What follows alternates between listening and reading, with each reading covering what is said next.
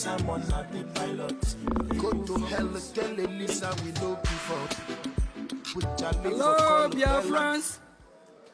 Ogechi, Ogechi, kama. Ogechi, Ogechi, kama. Ogechi, Ogechi, kama. Ogechi, Ogechi, kama. Thank you, thank you. On behalf of my boss, my Prime Minister, I'm here again on the day 2 of our journey. And we have been going to Washington, D.C. lately, meeting with Congress, and we are opportune to meet with the Speaker of the House, Mike Johnson.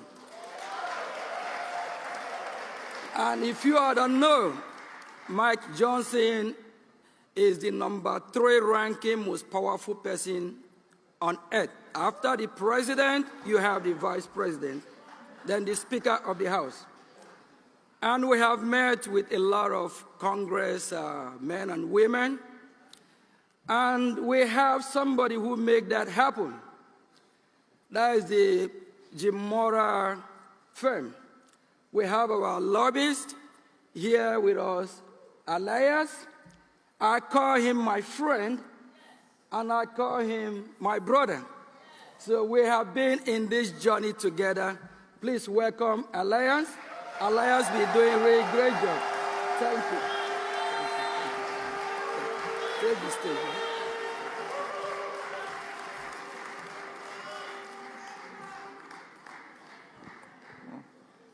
Thank you. Thank you for that very generous introduction from the Minister of Finance. Please give him a round of applause for his tireless dedication to the government, and I appreciate his tremendous support. I also want to provide thanks to the Supreme Leader, Mazi Nnamdi Kanu, to the Prime Minister, His Excellency Simon Ekpa, to the Chief of Staff, Dr. Oroboezi, and all of the honorable cabinet ministers we have here today. To all the dignitaries, and most importantly to the people biafra. Thank you. I also want to provide my personal wishes and prayers for the Prime Minister and his family during this challenging time, and will support him to see him through this moment of challenge. I also want to pass along the regards of my colleague, former Congressman Jim Moran, who wanted to come but could not do so due to some personal obligations. I just want to speak extemporaneously for a moment. I didn't write my speech, but I just want to make some comments about how I got involved in this wonderful movement, in the struggle, because I do think, looking back retroactively, I think there was a divine providence that brought me into this. So it was very interesting. I've known about Biafra for some years. I knew about the indigenous people Biafra, the IPOB, was not involved. One day, by complete accident, online, when doing some research, I came across this Biafra Republic Government Exile website, and I was very surprised. I thought to myself, when did a Biafra government come into being? So I clicked on the website, I looked through it, I became more and more interested. And then I came across a profile of Simon Ekpa, and I thought, who is this Prime Minister Ekpa? And yeah.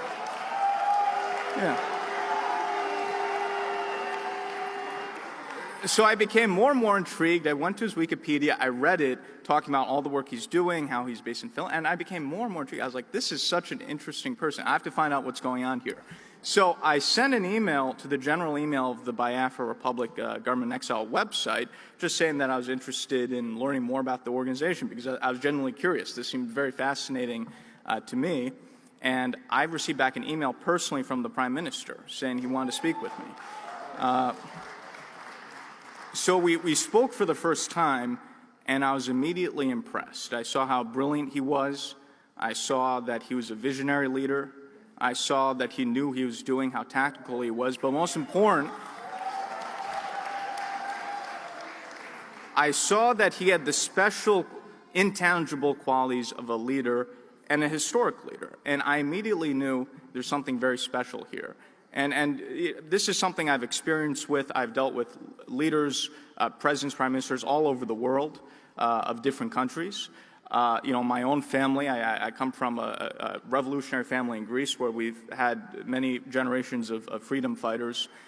So I have a good instinct when it comes to who has leadership qualities. And I could tell, okay, this person has something very special. And if I work with him, I think we could actually achieve what he wants to achieve.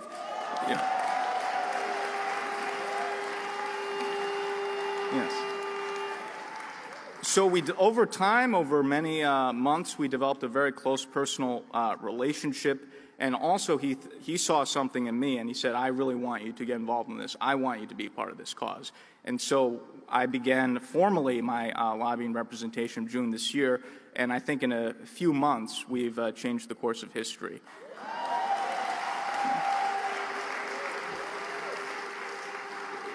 So I think there are larger forces at play, and I'm very glad that divine providence has brought me into this and will see us through this and to the goal that we want to achieve.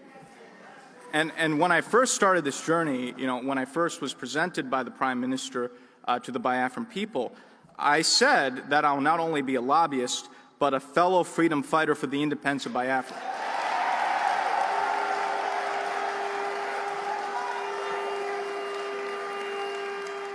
And today, I greet you as victorious independence fighters, because that's what you are.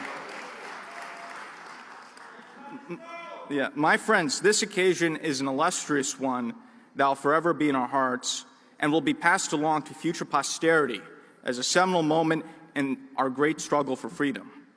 The independence of Biafra will not only be a symbol of hope for the continent of Africa, but the entire world. Biafra will be a symbol of pride.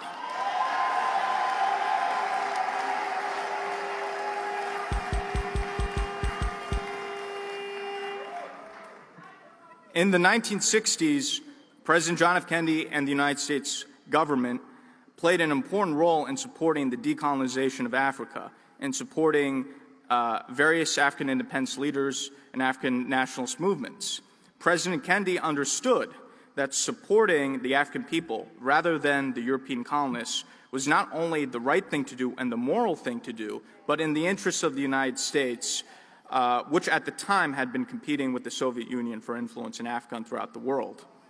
Similarly, in this new age of great power competition, the United States has an obligation to support the new African independence movements of the 21st century and put an end to the legacy of neocolonialism in Africa.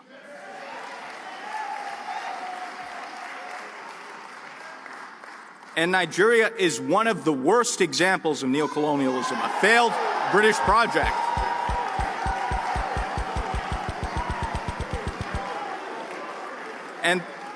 And the rise of Biafra will put an end to this nonsense in Africa.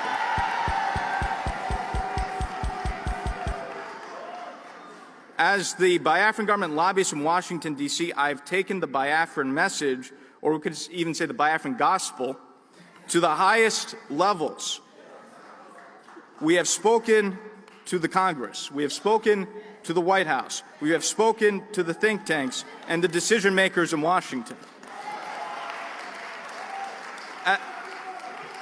As the finance minister said, we have met with and presented the Biafra Charter to the Speaker of the House of Representatives, Mike Johnson, the third highest level official in the United States government. And we've met with many members of Congress. The results have been overwhelmingly positive.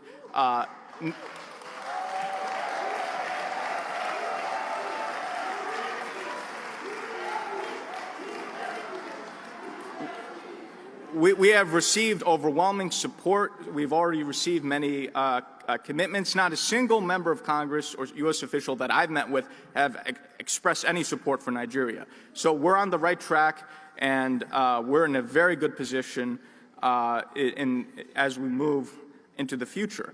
At this convention, we will have speakers from the most prestigious think tanks in Washington, D.C., including the Cato Institute, the American Enterprise Institute, and In Defense of Christians.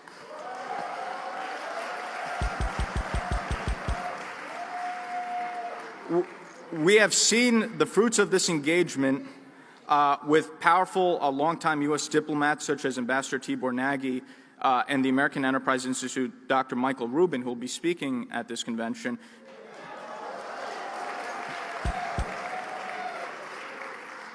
Highlighting the plight of the Prime Minister's detention, even critiquing Finland for what's happening, which is very significant. And in fact, there are articles in the news recently talking about the shock that people have about U.S. officials supporting the Prime Minister during the current detention. So this shows you the impact of what we're doing. In the next upcoming U.S. presidential administration, I believe there will be a number of independent African states or emerging African states which will be which will have their independence recognized.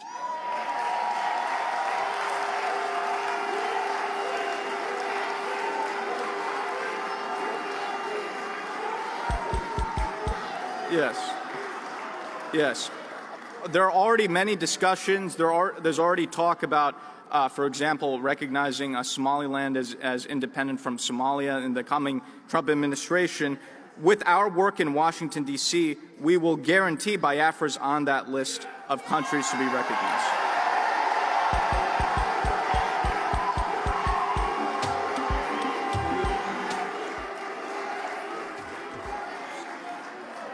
We will achieve U.S. recognition of Biafra. We're already very close. We're not far away.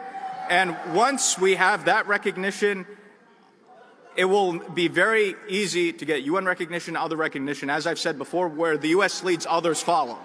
So we will get that.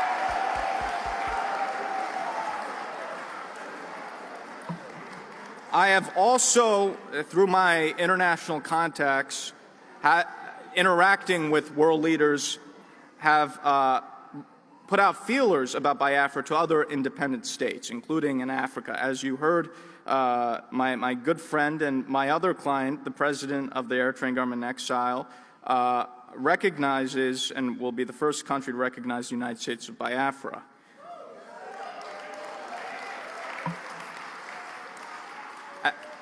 As President Badarai noted, while Eritrea gained independence from Ethiopia in 1991, the people of Eritrea have been under a brutal dictatorship since that time and have not had their freedom. And President Badarai wants to bring freedom and democracy to his people, and it's been an honor to represent his cause in Washington, and he is very strongly supported by our government over the current dictatorship in Eritrea. So his recognition of Biafra is very significant. And I believe through what he's doing, through other contacts we're making, I think we can get recognition for Biafra from other states in Africa and other countries as well. So we'll be having a lot of conversations outside the U.S. government with other governments that are sympathetic, and I think we could make a lot of international progress.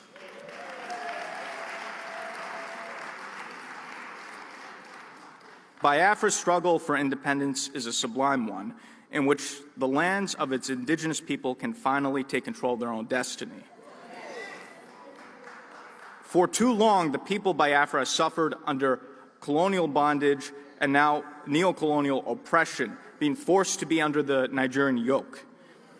With the declaration of the restoration of the independent state of Biafra, that is all finished with.